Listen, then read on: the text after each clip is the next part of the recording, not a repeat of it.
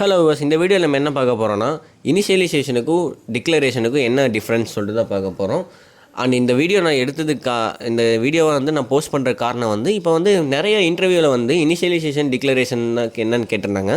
And இது வந்து ரொம்ப பேசிக்கான இதுதாங்க, ஓகேங்களா?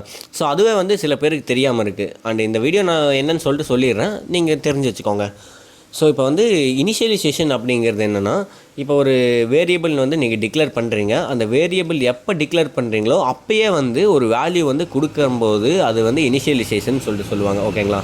ஸோ ஃபார் எக்ஸாம்பிளுக்கு பார்த்தீங்கன்னா லெட் அப்படின்னு சொல்லிட்டு அந்த கீவேர்ட் போடுறீங்க, போட்டு ஏ ஈக்குவல் டு அப்படின்னு போட்டு வேல்யூ வந்து நீங்கள் டிக்ளேர் பண்ணுறீங்க. அது நம்பராக இருந்தாலும் ஓகே, ஸ்ட்ரிங்காக இருந்தாலும் ஓகே. ஃபார் எக்ஸாம்பிளுக்கு நான் ஏ ஈக்குவல் டு சூர்யான்னு சொல்லிட்டு ஸ்ட்ரிங்கில் நான் போடுறேன்.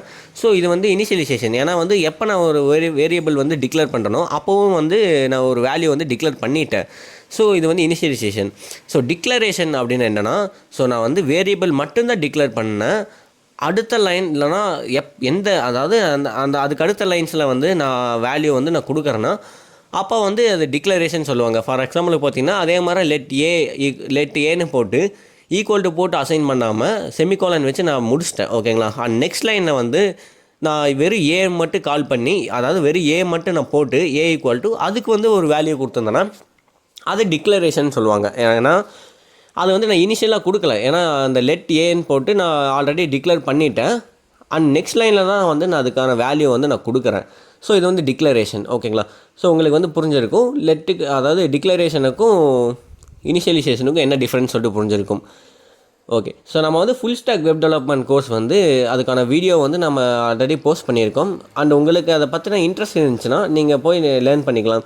அண்ட் இது வந்து ப்ரௌசர் எப்படி வந்து ஒர்க் ஆகுது, அண்டு நம்ம அந்த வெப்சைட்டை வந்து நெட்டில் ஹோஸ்ட் பண்ணக்கப்புறம் எப்படிலாம் வந்து பெர்ஃபார்ம் ஆகுதுன்னு சொல்லிட்டு 1 by 1 நம்ம எப்படி போகணுமோ அது நம்ம வீடியோவாக எடுத்து நான் உங்களுக்கு இதில் யூடியூப்பில் போட்டிருக்கேன்.